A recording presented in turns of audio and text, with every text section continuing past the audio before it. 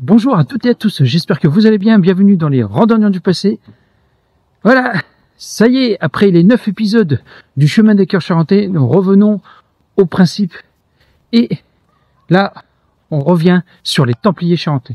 Je me trouve au Tartre, au sud Charente, et derrière moi, la commanderie templière, donc la chapelle construite au XIIe siècle par les Templiers. Et je vais vous raconter un petit peu l'histoire de cette commanderie. Allez, on est parti.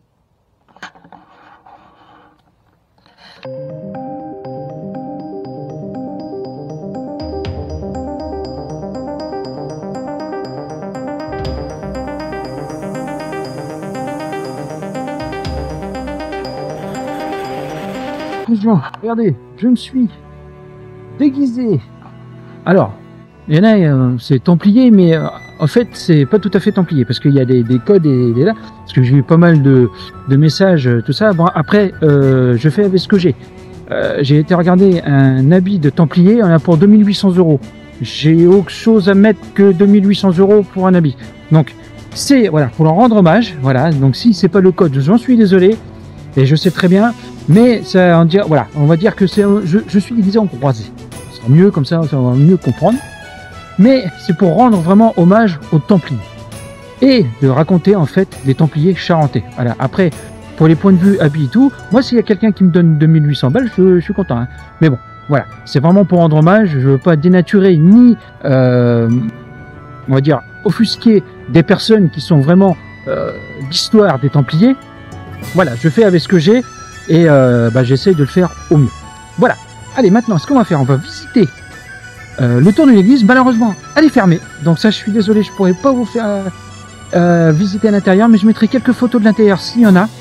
Et après, je vous raconte l'histoire de cette très belle chapelle et commanderie du Tartre.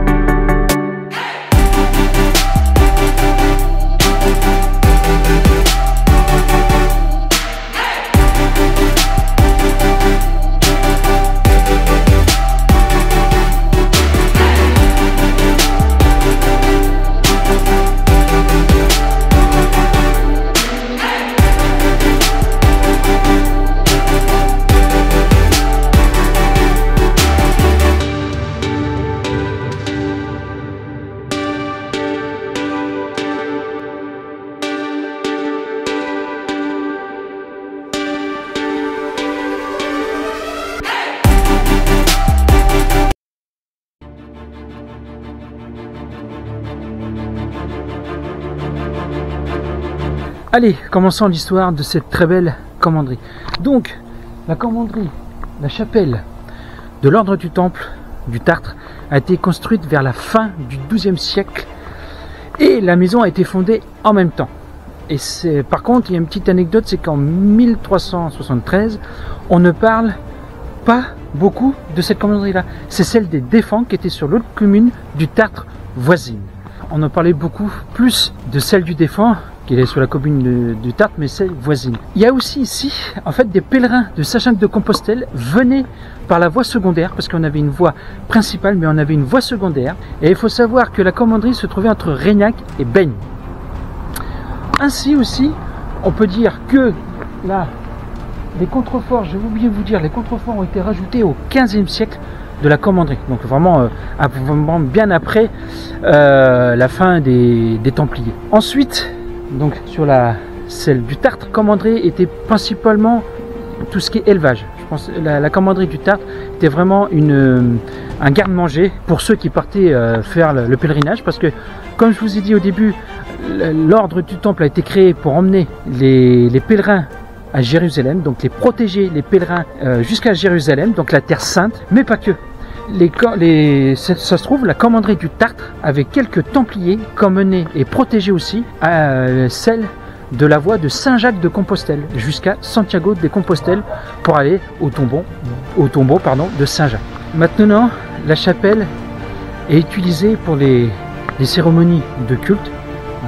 Voilà, on a ici, voilà, inscription, préparation des baptêmes, voilà, vous avez à peu près là. Donc, ce qui est bien, c'est que la chapelle continue à exister.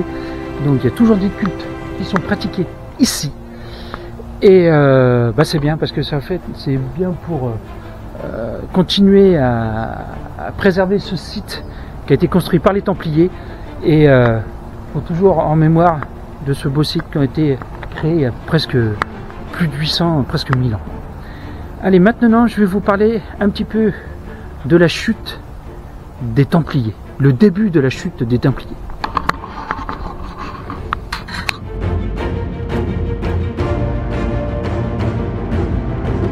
Passons maintenant au début de la chute des Templiers. J'ai un petit texte de mes recherches qui est pas très mal, et de toute façon j'approfondirai au mieux la chute des Templiers. Une chute vertigineuse. Cet ordre puissant va connaître une chute aussi brutale que son ascension fut fulgurante. Sa puissance suscitait des jalousies au plus haut niveau de l'État, jusqu'au roi Philippe IV le Bel. Donc comme je vous disais avant, je vous disais toujours sur les vidéos des anciens épisodes des Templiers charentais que Philippe le Bel ne c'était pas pour faire jeu machin, c'était pour l'argent, et je le savais. Donc jusqu'au roi Philippe IV le Bel qui voulait détruire l'ordre, un ancien Templier esqueux de Florian, aidé et financé par le garde des Sceaux du roi Guillaume de Nogaret, qui était aussi un disciple des Temples, de l'ordre du Temple, lança et diffusa les rumeurs selon lesquelles les Templiers devaient renier le Christ, pratiquer la sodomie et autres rites obscènes afin d'intégrer l'ordre. C'est complètement faux. Le roi Philippe IV le Bel avait alors de quoi